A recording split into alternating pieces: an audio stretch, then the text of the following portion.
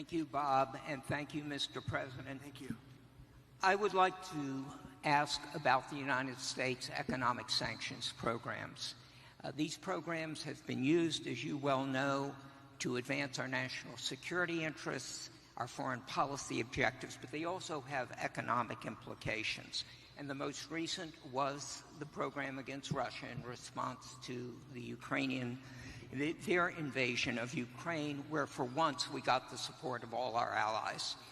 So my specific question is, would you strengthen or modify any of these economic sanctions programs, particularly Russia, including the pipeline you mentioned?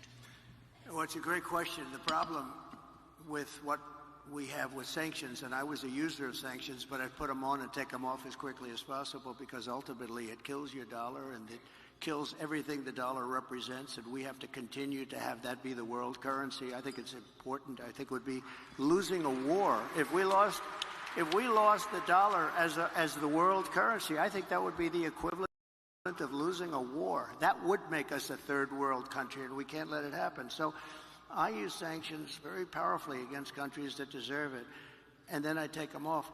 Because look, you're losing Iran, you're losing Russia. China is out there trying to get their currency to be the dominant currency, as you know better than anybody. All of these things are happening. You're losing so many countries because there's so much conflict with all of these countries that you're going to lose that, and we can't lose that. So I want to use sanctions as little as possible. One of the things that we have with tariffs is that I'll say to them, you don't honor the dollar as your world currency. Is that right? You're not going to do it? No, we're not. I said, that's okay. I'm going to put tariffs all over your product. And they're going to say, sir, we'd love to honor the dollar as the world currency. You know, tariffs, in addition to monetary and the money that we'll take in, which will be bigger than you've ever seen in this country before, gives you tremendous political power for something like that, as an example. I stopped wars with the threat of tariffs. I stopped wars with two countries that mattered a lot. A lot of people would have been killed. And I threatened tariffs coming into the United States if they don't make peace. And we made we didn't have conflicts like you have right now. We had very intelligent people. But the biggest threat you have is you lose that currency, and we have lost something that you'll never get back.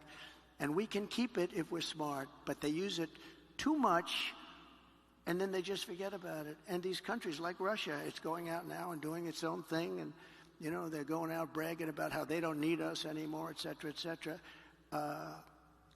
The sad part about Russia is that Ukraine would have never happened if I was president, so we wouldn't really have to be talking about sanctions. But it did happen. And one of the things I'm going to do, a little bit relevant to your question, is if we win, I believe I can settle that war while I'm president-elect. Before I ever get into office, I can get that war settled and get that war stopped, because it's a horrible, horrible war.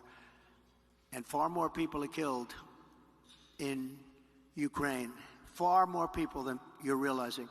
They'll knock down this massive building, amazing, the size of these buildings, they'll knock it down. They'll say nobody was injured. No, a lot of people were killed. The real numbers are far greater than what people are looking at. So I think it's a very important thing. Sanctions have to be used very judiciously, and you can win. We have things much more powerful, actually, than sanctions. We have trade, but we cannot lose our dollar standard. Very important. Thank you very much. Great.